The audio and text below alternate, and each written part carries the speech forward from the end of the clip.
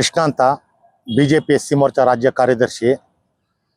ಏನು ಒಂದು 4 ದಿವಸದಿಂದ ಸೋಷಿಯಲ್ ಮೀಡಿಯಾದಲ್ಲಿ ಹರಿದಾಡ್ತಿರ್ತಕ್ಕಂಥ ವಿಚಾರದ ಬಗ್ಗೆ ನಾನು ಮಾತಾಡ್ತೀನಿ. ರುದ್ರೇಶ್ ರವರು ಇವತ್ತು ನಿನ್ನೆ ಮೊನ್ನೆ ಬಂದವರಲ್ಲ ರಾಜಕೀಯಕ್ಕೆ. ಇವ್ರು ಎಷ್ಟು ವರ್ಷದ ರಾಜಕೀಯಕ್ಕೆ ಬಂದವರು, ತಲತಲಾಂತರದಿಂದ ಬಿ ಜೆ ಪಿಲಿ ಇರ್ತಕ್ಕಂಥವ್ರು. 2008ರಲ್ಲಿ ಇಡೀ ರಾಮನಗರದಲ್ಲಿ ಬಿ ಜೆ ಪಿನ ಇಲ್ಲದೆ ಇರ್ತಕ್ಕಂಥ ಒಂದು ಜಿಲ್ಲೆಯಲ್ಲಿ ಅವತ್ತಿನ ಕಾಲದಲ್ಲೇ 26,000 ಓಟ್ ತಗೊಂಡು ಆ ಕ್ಷೇತ್ರದಲ್ಲಿ ನಿಂತ್ಕೊಂಡು ಗೆದ್ದು ಬಿ ಜೆ ಪಿ ಕಟ್ಟಿದಂಥವ್ರು ರಾಮನಗರ ಜಿಲ್ಲೆಯಲ್ಲಿ. ಹಾಗಾಗಿ ಏನೋ ಅವರ ಒಂದು ಹಣೆಬರನೋ ಇನ್ನೊಂದು ಏನೋ ಗೊತ್ತಿಲ್ಲ, ಎಲ್ಲೋ ಒಂದು ಕಡೆ ಅವ್ರಿಗೆ ಒಂದು ಮೋಸ ಆಯ್ತಾ ಬಂತು. ಇಲ್ಲ ಅಂದಿದ್ರೆ ಅವ್ರು ಇವತ್ತು ಮಿನಿಸ್ಟ್ರು 2 ಸಲ ಆಗಬೇಕಾಗಿತ್ತು, ಅಂಥ ಅವಕಾಶ ಅವ್ರಿಗೆ ಬಂದಿತ್ತು. ಸೊ ಕೆಲವೊಂದು ಟೈಮಲ್ಲಿ ಕೈ ತಪ್ಪಿತು. ಹಾಗಾಗಿ ಏನು ಯಶವಂತಪುರ ಕ್ಷೇತ್ರದಲ್ಲಿ ಸಂಬಂಧಪಟ್ಟಂತೆ ಇತ್ತೀಚಿನ ದಿನಗಳಲ್ಲಿ ಮಾನ್ಯ ಶಾಸಕರು ಎಸ್ ಟಿ ಸೋಮಶೇಖರ್ ಗೌಡರು ರುದ್ರೇಶ್ ಅಣ್ಣನ ಬಗ್ಗೆ ಏಕವಚನದಲ್ಲಿ ಮಾತಾಡ್ತಾರೆ. ಏನು ಏಕವಚನ? ಅವನು ಯಾರು ಇವನು ಯಾರು ಅಂತ ಗೌರವ ಕೊಡ್ದಿರಾನೆ ಅಗೌರವ ತರುವಂಥ ಕೆಲಸವನ್ನ ಮಾಡಿದ್ದಾರೆ. ರುದ್ರೇಶ್ ಅವ್ರಿಗೆ ಆದಂಥ ಒಂದು ಸ್ಥಾನಮಾನ ಇದೆ. ಅವ್ರಿಗೆ ಆದಂಥ ಯಶವಂತಪುರ ಕ್ಷೇತ್ರ ಇರ್ಬೋದು, ರಾಮನಗರ ಜಿಲ್ಲೆ ಇರ್ಬೋದು, ಬೆಂಗಳೂರು ಇರ್ಬೋದು, ಬೆಂಗಳೂರು ಗ್ರಾಮಾಂತರ ಇರ್ಬೋದು, ರಾಜ್ಯಾದ್ಯಂತ ಅವ್ರಿಗೆ ಆದಂಥ ಒಂದು ಶಕ್ತಿ ಇದೆ, ಅವ್ರಿಗೆ ಆದಂಥ ಕಾರ್ಯಕರ್ತರಿದ್ದಾರೆ.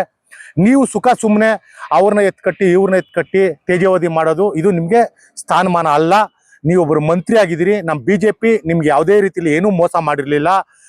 ಮೊನ್ನೆ ನೀವು ಹೇಳಿದ್ರಿ, ತಾವು ಯಡಿಯೂರಪ್ಪ ಸಾಹೇಬರು ನಮ್ಮನ್ನ ಕರೆದ್ರು, ನಮಗೆ ಮಂತ್ರಿ ಸ್ಥಾನ ಕೊಡ್ತೀನಿ ಅಂತಂದ್ರು, ಅದಕ್ಕೆ ನಾನು ಬಿ ಜೆ ಪಿಗೆ ಹೋದೆ ಅಂತ.